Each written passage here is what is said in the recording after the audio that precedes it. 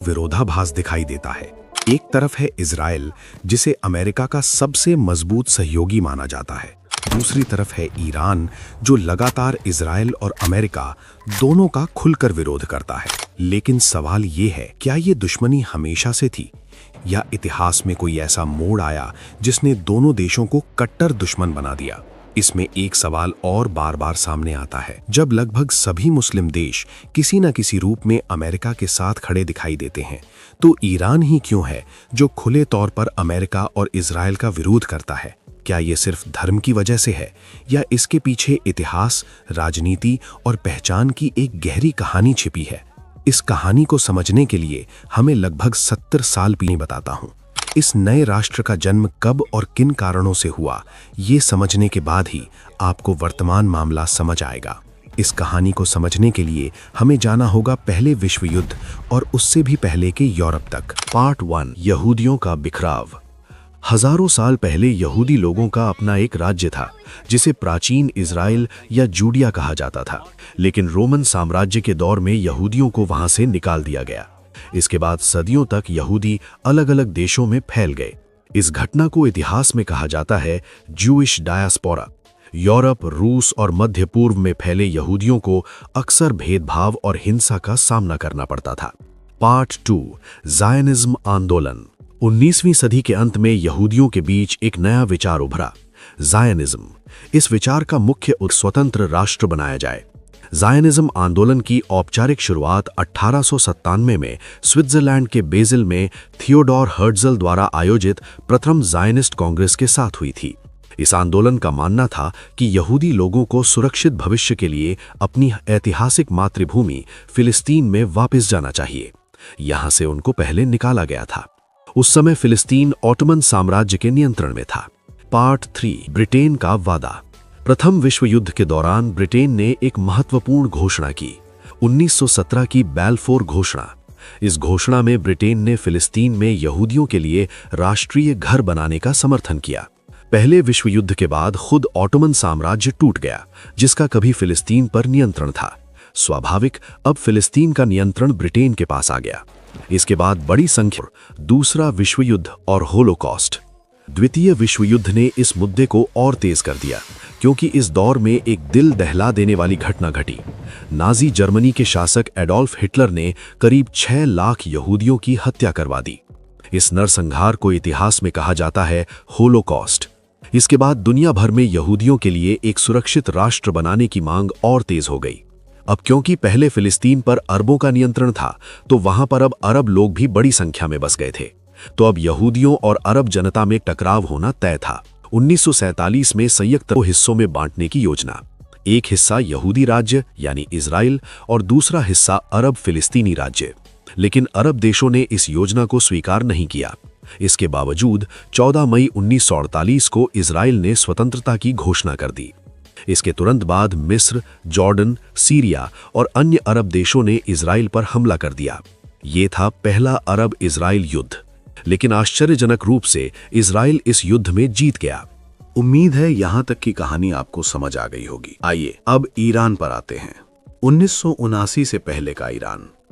आज ये सुनकर हैरानी होती है, नहीं थे। 1950 से 1979 तक ईरान पर शासन था मोहम्मद रजा पहलवी का। वो एक पश्चिम समर्थक शासक थे और अमेरिका के करीबी सहयोगी थे। उस दौर में ईरान और इजराइल के बीच गुप्त सहयोग था। दोनों देश खुफिया जानकारी साझा करते थे। व्यापारिक संबंध भी मौजूद थे। असल में उस समय मध्य पूर्व की राजनीति में ईरान, इजराइल और अमेरिका एक ही रणनीतिक धुरी में थे। लेकिन फिर 1979 में एक ऐसी घटना हुई जिसने पूरी दिशा बदल दी। 1979 में ईरान में आयतुल्ला रूहुल्लाह खुमैनी के नेतृत्व में इस्लामिक क्रांति हुई। इस क्रांति ने सिर्फ सरकार नहीं बदली, बल्कि राज्य की पूरी पहचान बदल दी। नई सरकार ने अपनी विचारधारा 3 स्तंभों पर बनाई: पश्चिमी प्रभुत्व का विरोध, इजराइल की वैधता को अस्वीकार करना और शासन को शिया इस्लामी राजनीतिक सिद्धांत पर आधारित करना। इसी के बाद ईरान ने इजराइल भी संबंध तोड़ दिए और खुले तौर पर फिलिस्तीन के समर्थन में खड़ा हो गया। यहीं से ईरान और इजराइल की दुश्मनी की शुरुआत हुई। लेकिन आप सोच रहे होंगे, अब अमेरिका इस संघर्ष में क्यों कूद गया है? इसके पीछे 3 मुख्य कारण हैं। पहला कारण है इजराइल के साथ रणनीतिक गठबंधन। द्वितीय विश्व युद्ध के बाद से अमेरिका इजराइल को मध्य पूर्व में अपना सबसे महत्वपूर्ण सहयोगी मानता है। दूसरा कारण है ईरान की परमाणु महत्वाकांक्षा। अमेरिका और इजराइल को डर है कि अगर ईरान परमाणु हथियार बना लेता है तो मध्य पूर्व का शक्ति संतुलन बदल जाएगा। तीसरा कारण है क्षेत्रीय शक्ति संतुलन। अमेरिका नहीं चाहता कि ईरान मध्य पूर्व में अत्यधिक शक्तिशाली बन जाए। इसी कारण अमेरिका इजराइल का समर्थन सैन्य मौजूदगी बनाए रखता है। अब ये समझिए कि पूरी दुनिया के बाकी इस्लामिक राष्ट्र अमेरिका या इजराइल के खिलाफ ईरान का साथ क्यों नहीं देते। ईरान ही क्यों अलग साइड ले रहा है जबकि बाकी मुस्लिम देश अमेरिका के साथ है। इस कहानी को समझने के लिए हमें एक और महत्वपूर्ण पहलू देखना होगा, सुन्नी और शिया विभाजन। ये विभाजन शुरू हुआ 632 ईस्वी में पैगंबर मोहम्मद की मृत्यु के बाद। असल सवाल था मुस्लिम समुदाय का नेतृत्व किसे करना चाहिए। सुन्नियों का मानना था कि नेतृत्व सबसे योग्य साथी को मिलना चाहिए, इसलिए उन्होंने अबू बकर को चुना। लेकिन शियाओं का मानना था कि नेतृत्व पैगंबर के परिवार को मिलना चाहिए, विशेष रूप से अली को। समय के साथ ये राजनीतिक मतभेद लगभग 85 से 90% मुसलमान सुन्नी हैं, जबकि 10 से 15% शिया हैं। ईरान लगभग 90 से 95% शिया है, जबकि अधिकतर अरब देश सुन्नी बहुल हैं। आपको एक और दिलचस्प बात समझाता हूं। शिया इस्लाम में एक महत्वपूर्ण अवधारणा है, छिपे हुए इमाम की अवधारणा। 12वर शिया मानते हैं कि 12वें इमाम गायब हो गए थे और भविष्य में मेहदी के रूप में वापस आएंगे। लेकिन इससे एक राजनीतिक समस्या पैदा हुई। जब इमाम मौजूद नहीं है तो शासन कौन करेगा। सदियों तक शिया विद्वानों ने सीधे शासन से दूरी बनाए रखी। वे समाज को नैतिक मार्गदर्शन देते थे, लेकिन सत्ता अपने हाथ में नहीं लेते थे। 1979 की क्रांति के बाद आयतुल्लाह खोमैनी ने एक नया सिद्धांत प्रस्तुत किया, विलायत ए फकीह, यानी इस्लामी विद्वान की संरक्षकता। उनका तर्क था कि जब तक इमाम वापस नहीं आते तब तक एक वरिष्ठ शिया धार्मिक विद्वान राज्य लीडर का पद, धार्मिक संस्थाओं की राजनीतिक निगरानी और शिया कानून पर आधारित राज्य व्यवस्था। ये मॉडल मुस्लिम दुनिया में बिल्कुल अनोखा है, मगर दूसरी तरफ कोई भी सुन्नी देश धार्मिक विद्वानों की इतनी सीधी राजनीतिक सत्ता नहीं देता। अब शायद आपको समझ आ रहा होगा कि ईरान बाकी देशों से इतना अलग क्यों है। अब धर्म से आगे बढ़कर बात आती है भू राजनीति की। क्योंकि ईरान का राज्य शिया विचारधारा पर आधारित है, इसलिए वो खुद को दुनिया भर के शिया समुदायों का रक्षक मानता है। इसी कारण ईरान समर्थन देता है इराक के शिया समूहों को, लेबनान में हिजबुल्लाह को और यमन के हौथी आंदोलन को। दूसरी ओर सुन्नी राजतंत्र, विशेष रूप से सऊदी अरब, इसे अपने लिए खतरे के रूप में देखते हैं कर सकता है और उनके देशों के भीतर अस्थिरता पैदा कर सकता है। इसलिए जो दिखता है कि ये सिर्फ सुन्नी बनाम शिया संघर्ष है, असल में वो है धर्म प्लस राजनीतिक वैधता प्लस क्षेत्रीय शक्ति की प्रतिस्पर्धा। एक और परत है सभ्यतागत पहचान।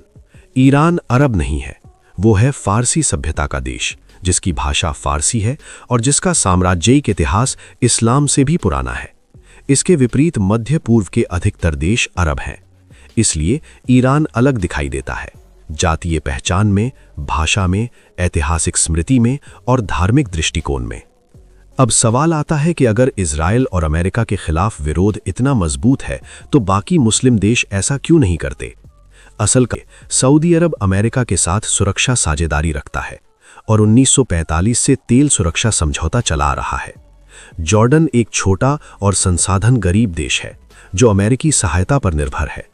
मिस्र 1978 के कैंप डेविड समझौते के बाद सामरिक दृष्टि से अमेरिका के साथ जुड़ गया और उसे भारी सैन्य सहायता मिलती है।